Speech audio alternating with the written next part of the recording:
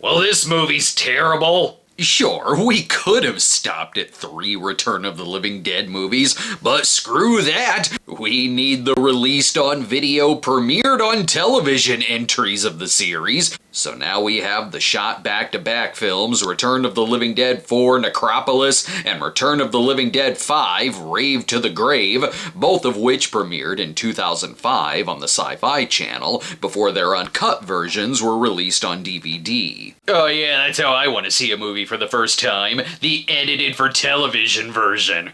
When I first heard of this, my initial thought was, okay, is this some kind of unrelated zombie movie that they just slapped the title Return of the Living Dead onto? But no, it is a direct sequel. There's still the trioxin gas, which is unleashed by some teenagers wanting to rescue their friend, captured by the evil corporation Hybratech. And there are references to some of the lines in the other films too. At one point, the movie was going to be directed by Tobe Hooper, but he was replaced by Ellery Elkayam, who had done horror comedy before, as he previously directed Eight-Legged Freaks, while the movie was co-written by William Butler, writer of the Ginger Dead Man movies, and also he directed those sequels. But I know him best from his acting work in Texas Chainsaw 3 and Friday the 13th Part 7. There's other people on board known for some direct-to-video sequel work, as it was shot by Gabriel Kosuth of Hellraiser Hellworld, The Prophecy Uprising, and Witch House 2.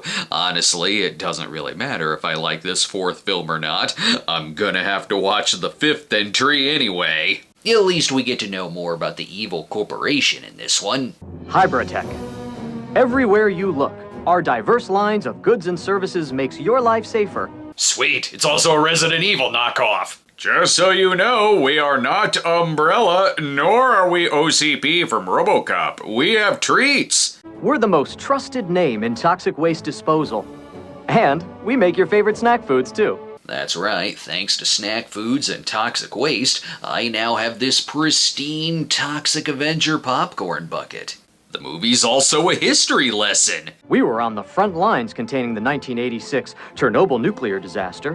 Whenever there is an outbreak of zombie reanimation, Hybratech leads the charge in containment. I remember when that happened. The news always leaves out the Chernobyl zombies. We put all of our budget into that Hybratech ad, so there's not enough left over for the actual movie title. Just type it out on screen with the cheapest font you have. Chernobyl is part of the story, by the way. It'll be cinema's best use of Chernobyl since A Good Day to Die Hard. By all means, just drive on in there. If the radiation creeps up on you, just scare it away or blow the hell out of it. Yeah, look, we may come out of this a little sick anyway, so let's light up. What's the worst it can do? What are they even doing here? And more importantly, what is Peter Coyote doing in this? You were in E.T. You of all people should know to wear something like this here. I guess Chernobyl is where they're keeping the trioxin? We didn't have the best of luck keeping the barrels around inept employees who kept opening the suckers, so we put it in an area where the tourists will get exposed to some kind of gas anyway. The level of radiation is like you're getting your teeth x-rayed.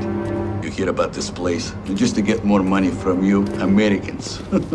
Oh yeah, Chernobyl's the second on my list of places to visit, right after Disney World. Even in this place, it's not like it's more well-guarded than in previous movies. We just stuck it in an abandoned broom closet. Go ahead and touch the thing. We've had 20 years to properly seal them. Oh, for the love of God. 4 movies in, and I'm begging you to at least try a staple gun on those lids. This was simply just a deal to collect the last of the trioxin, and already zombies are happening again. Yeah.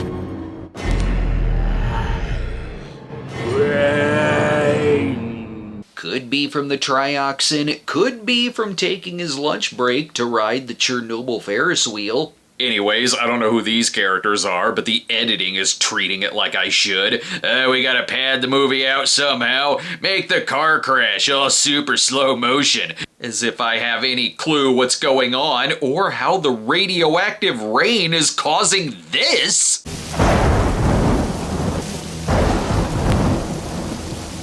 possessed by evil spirits hell-bent on bullying Danielson. Who are our main characters gonna be? Oh, is it these idiots? These are the nephews of Peter Coyote, who plays Uncle Charlie. Good morning, Uncle. Say, why do you smell like you know the secret of the ooze? You can tell how much Charlie loves them.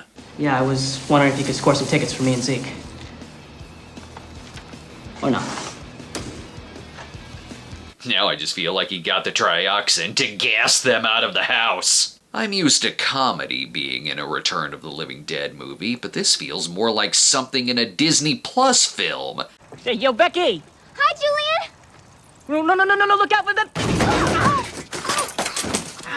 It could have been a worse bike accident. Our heroes are all attending a school that only teaches you to say bitch. Take it easy, Four Eyes. Can't you see I got my hands full teaching this bitch a lesson? Oh, bitch! Oh, Okay. Ugh, do we have to rely on the Scooby douche gang to save the day? Still not mid-2000s enough. Where's the character who's a dead ringer for Paris Hilton? Ah, there we go. And given that I'm watching this right after 2007's The Hitcher featuring Sophia Bush, will there be someone here who's also from One Tree Hill? Yep, Katie is played by Jenna Kramer from that show. This school has its priorities, like pushing hybrid-tech propaganda from a teacher who's the same age as the students. They create almost everything from processed cheese to napalm. He's learning a lot when he has his resting, "that's tight, bro," face. As for who isn't having a good day at school... In simple terms, you cannot make an omelet without breaking a few eggs. Thanks for reminding me that my uncle didn't put ketchup on my eggs this morning. Oh, and Julian's parents died in the crash from the beginning, I guess. What's going on here? Julian's parents were two of the volunteers that died last year at Hybridtech. They were in a car wreck. Don't feel so bad. If it weren't for that clunky exposition, I'd have no idea what that crash was about. Hey, calm down. It's not like the school bully is here, saying stock lines like, well. Well. What have we here? Oh, great, the leader of the Abercrombie and Crips. I don't care which of you ends up with Katie. Strictly hands off, bro. Zeke, I wouldn't do that. She's just my friend. You wouldn't. Why is this acted like I'm watching a porn parody of Spider-Man? Everyone here looks like an undercover reporter and not a student. All right, tonight, me and you, we're going to the movies. Leo's in a new movie. We gotta see it. I can't. I have to work tonight. Come on, you promised we'd go see Leo and Celebrity together. Meanwhile, oh right, it's a Return of the Living Dead film. How did you ship all this back from Chernobyl? You seem to be behind on your research. This is 20 years after the first, where they already proved you can reanimate limbs, while the rest of the actor is under the table. Forget about that. We're the movie Supercross now.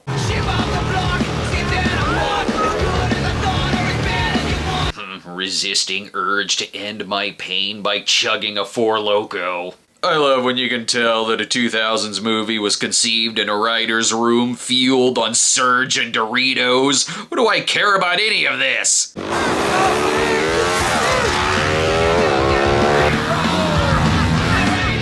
That would mean something if this were a sport film, and even then I wouldn't care. You gonna let him show you up, bro? We got a whole case of Zima on the line here.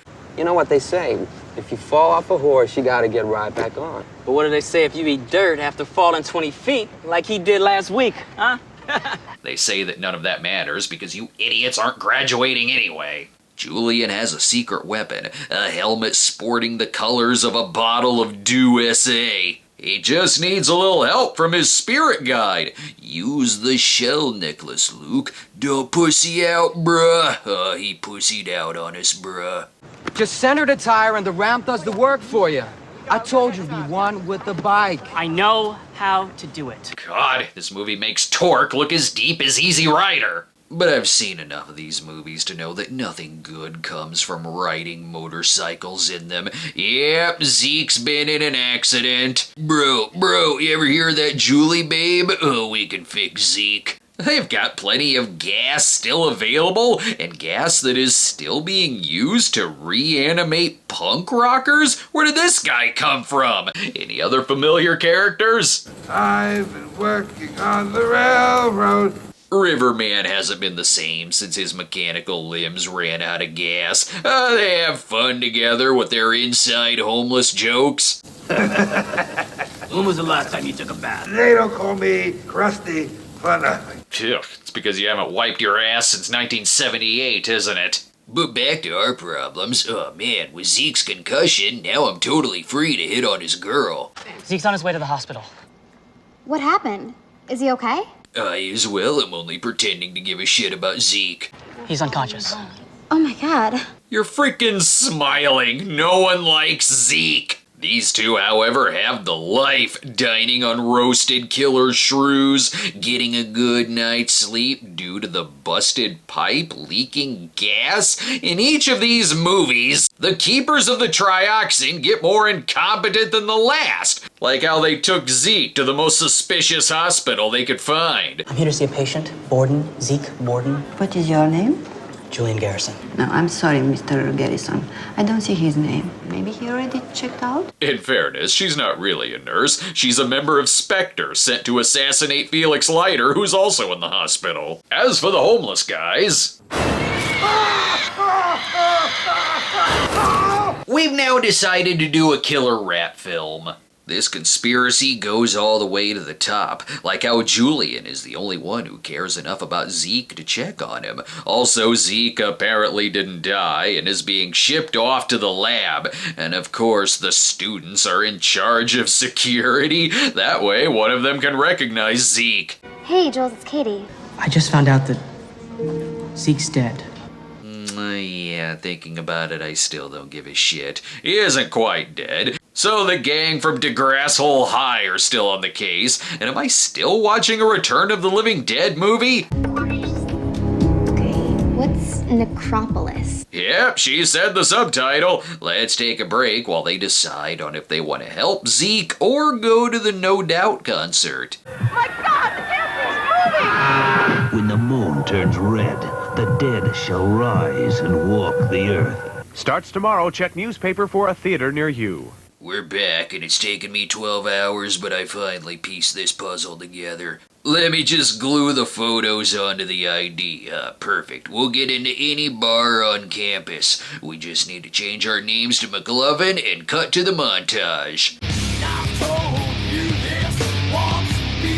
Testing. 1, 2, 3. They are ready to injure themselves imitating Jackass. If I didn't have a headache before this... I'm just gonna eat my own brain to stop the pain. Just throwing this out there, you could forget about Zeke and just leave him there. This is a lot of work for someone who was introduced to the film as an antagonist. My hunch is they don't actually care. They're just using this as an excuse to practice more of their bitchin' dirt bike skills. And from all the side characters, can't tell this movie was shot in Romania. So, why are you working tonight? I'm just trying to rack up a little OT. You know, saving for Christmas. Oh, Christmas is cool. I am American Security Guard. I love the It's a Wonderful Life, yes? They're officially in. All they gotta do is find Zeke, and of course they crashed. The trioxin has evolved in this one. Beforehand, not even a shot to the head could kill the zombies, whereas here, shooting them in the head actually does work. I'm not mad at that, really. It does make sense they'd update the trioxin to make the zombies easier to kill. Now just make a sturdier barrel and get better security. Oh, bring me a chocolate milk. Nice pooper. They call him Krusty as well. What in the world is going on here? These characters flirt like they ran it through Google Translate. Hey, big boy. Ever get your freak on with a triple-jointed Sagittarian gymnast? Only like every Tuesday. I'm sure this isn't a trick of some kind. May I inspect your big American pooper? The movie kind of evolves along with the other films, like how the first one was set against the backdrop of punk culture, then the third with the alt-rock depression culture, and now this one with motocross culture? I could do without an inside look at this group whose idea of a Friday night is fighting over the last Dane Cook record. Somehow these characters are gonna get lost in the vents and end up stuck in a snack machine. All of this and more in the peak action classic Bro Hard. And just when I think the movie couldn't get worse... Don't shoot! Don't shoot! Oh god, it's gonna turn into a kid's movie like the second one, isn't it? If the rooms containing the deadly gas were easy to break into, then naturally it's easy as hell to go into the arsenal, which was probably locked up with a chair under the door handle. You can feel the urgency in the characters' voices. Guys, where are you? Hello? You're ghosting me? I'm way too hot for this. At least they caught the attention of one person, Uncle Charlie doing his hourly stroll through the halls to stretch his legs. And I would have gotten away with it too if it weren't for my dirt biking nephew and his dogs. Yeah. You ever heard of Necropolis?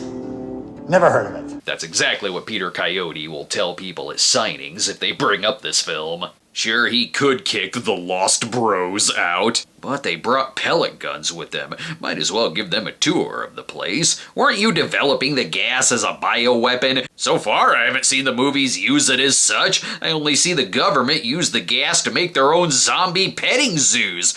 Zeke, thank God you're alive. And just in case you haven't noticed yet, dude, your uncle sucks. Peter Coyote is laughing because he knows they hate Zeke enough to leave him behind. This is getting heavy. Katie's urgency will skyrocket. Julian, can you hear me yet? You set an alarm off and the police are gonna be notified in 10 minutes. She's talking like they're lifting jewelry from a Claire's. I'll give it to the movie. It contains lines never before spoken in human history. This company is making much more than cheese in a can. You say that, but I always assumed Bat Boy was a main ingredient in cheese in a can. So I guess Hybritech is making clones to experiment on so that they no longer have to use humans? But why do any of this? What is all this for? Isn't it obvious? World domination. Wow, original. So I guess Spectre is running things in Necropolis. I could tell from the cast list that Peter Coyote would be the best part, because he says all of his lines with a look where he knows exactly how stupid all of this is. Like how we have the most easily distracted heroes ever. Where are you going? Come on. I'm all about donating their brains to science to determine the source of their stupidity. Hell, throw Katie in there as well. Come on, disable.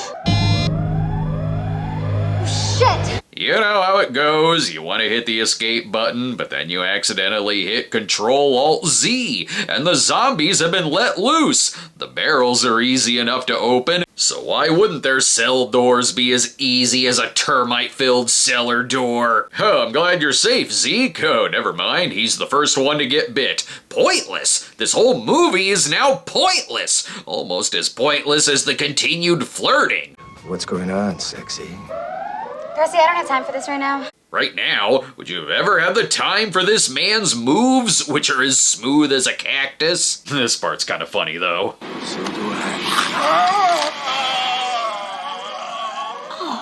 Excellent. The first zombie to be reported to HR. They could have left it at that joke, but no, they had to ruin it by redoing famous lines from the first. Send more security guards. Who is this? Movie, you should not be reminding me of better films that I should be watching. It's a frustrating sit, too, in that it feels like it should only have about 5 minutes left. There's something really climaxy about the action here, but no, we're not even an hour in. There's still well over a half hour of it left. That's why I need to take another break. To jumpstart my brain with an extra cup of coffee and sticking a cattle prod in my ear. New convention announcement. Come see us July 24th through the 26th at Classic Game Fest in Austin, Texas. Get your tickets now at ClassicGameFest.com.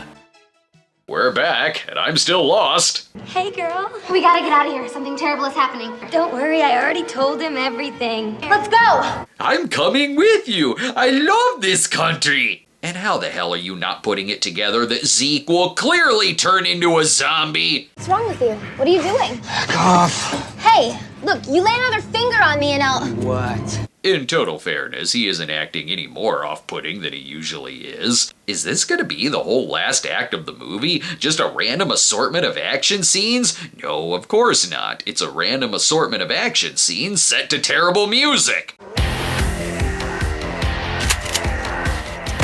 And yet, I will still take that over all the endless screaming from part 2. This one has less screaming and more random action movie lines that were drawn out of a hat. It's game time. That's what you went with? Not, come on, bro. This one's a no-brainer. Admittedly, the gore isn't bad here, even if the makeup is very Halloween discount store. None of that matters because I still don't give a shit about the characters, except for Peter Coyote, who is nice enough to kill the zombies without any shitty music playing. Or the other action scenes that are shot like a sketch that would happen in a review of the movie and not the actual movie. At least the bad music isn't playing. Oh god, there's a radio in the car. No, for the love of God, no, don't turn that thing on! I just want to see tomorrow. This movie makes me feel so old that I want to call a noise complaint on it. Now I know which character Tom Matthews would have played. The previous ones had him lusting after his girlfriend's brains, and now this one does the same thing again. Really liked it. Eat your fucking brain! However, here she's reacting to it like they're trying for dear life to keep him from controlling the radio. Can't say I was expecting this to happen, though. They're using the trioxin to create the cyclos from Battlefield Earth? Could the movie get any dumber? Dad? Turns out yes it can get dumber. His parents are still alive and have been turned into henchmen from an Asylum Matrix knockoff. Don't explain things, that'll make it worse. They're making uber soldiers in here. What better man to fight a war than a man whose only mission is to destroy all he sees? What does any of that mean?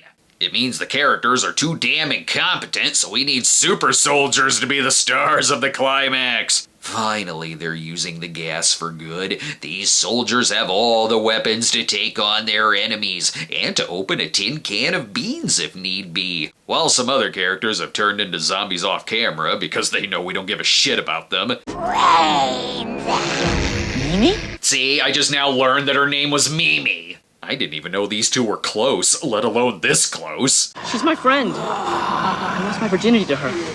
Man, everybody know your first time sucks. But she let me put it in her pooper. While the movie tones down the screaming from part 2, there are way too many scenes of characters who are about to get the drop on someone, and then their gun either isn't loaded, or it jams, or the safety is on. Even when the guns do work, the action scenes are just boring, which is saying something considering that they involve flamethrowers. So many deaths for such a pointless mission. Zeke has been set on fire now. Oh, forget all that shit. Oh, it's on. Finally, we're getting an epic battle in the climax. Well, that was easy. Hybrid tech sucks. How are your super soldiers easier to take down than the zombies? The zombies who still aren't over their petty shit. I'm pissed at you, dude. I was right. You've been macking on my girlfriend. And that's the guy they came to rescue. There's really no one to root for here. I mean, I could root for his mom wearing one of the leftover Cenobite outfits. Maybe she'll last longer than the other super soldier. Nope, still easier to kill than the zombies, and that includes Zeke. Get Zeke's crusty ass off of me. Now they're doing what they should have done hours ago, just sending in the SWAT team to wipe them all out. We need to make sure that none of the heroes' douchebaggery leaves the premises. Best drop the bomb from part 1 on them again. One of them does die pretty suddenly. They briefly brought Robo-Dad back to fire at them before he's blown up once more. That way a stray bullet could kill Katie, who was supposed to be in part 5, but she backed out due to a gallbladder infection, so they quickly wrote in a death scene. As for the rest of the ending, it's very predictable when the zombies decide to troll the local news. Hey, Libby, tell us all about...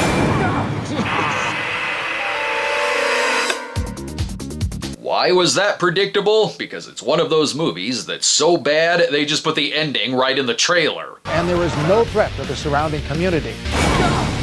Look for it on DVD. You mean I didn't have to watch the whole movie? Ugh, that was bad. Just cheap, with unlikable characters, awkward dialogue, jokes that fell flat, a terrible soundtrack, a mission that's simultaneously pointless and makes no sense, all leading up to a non-ending that teases the next installment. Gotta love a movie that went over horribly with critics and audiences, yet because the next one was shot back to back, they're still obligated to release a 5th film.